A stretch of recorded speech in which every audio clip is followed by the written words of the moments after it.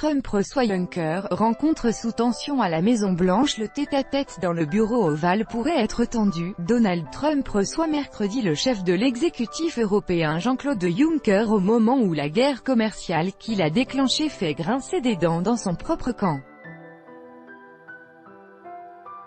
Preuve des turbulences liées au bras de fer engagé par le président américain, son administration vient d'annoncer une aide d'urgence de 12 milliards de dollars destinée aux agriculteurs touchés par les représailles aux tarifs douaniers décrétés par Washington visant la Chine, l'Union européenne ou encore le Canada. Dans ce contexte, la rencontre entre le magnat de l'immobilier, à la Maison-Blanche depuis 18 mois, et le luxembourgeois, à la tête de la Commission européenne depuis 2014, s'annonce particulièrement délicate.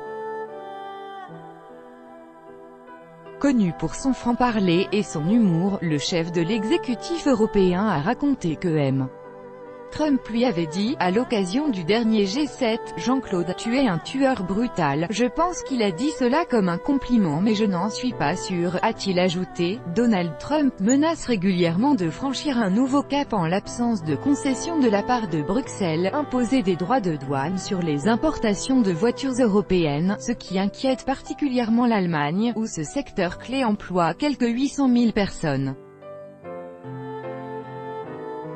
Le commerce UE, États-Unis. Copyright AFP, source en AFP. Avant son départ, Cecilia Malmström, la commissaire européenne au commerce, qui accompagnera M. Juncker dans la capitale fédérale américaine, a exprimé l'espoir d'une désescalade, mais peu de signaux pointent dans ce sens.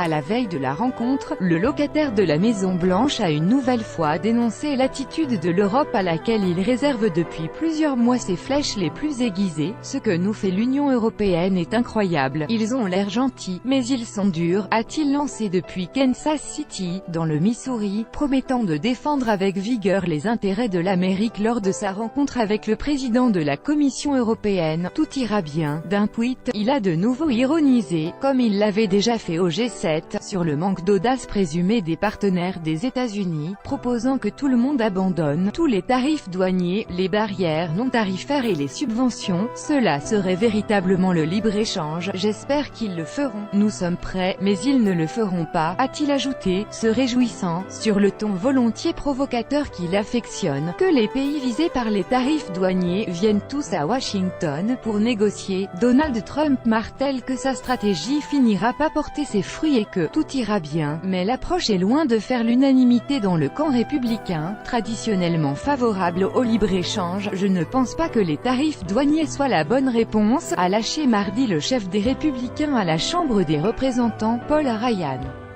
Ce dernier est originaire du Wisconsin, État qui abrite le siège de Harley-Davidson.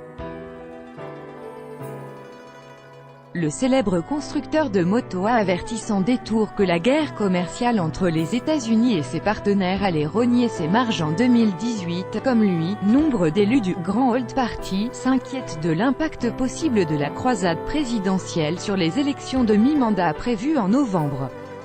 John Thune, sénateur républicain du Dakota du Sud, a vu dans l'annonce du plan de 12 milliards de dollars la preuve que la politique agressive de Donald Trump au nom de « l'Amérique d'abord » provoquait de nombreux dommages collatéraux. Tout droit de reproduction et de représentation réservé. Copyright 2018, Agence France Presse.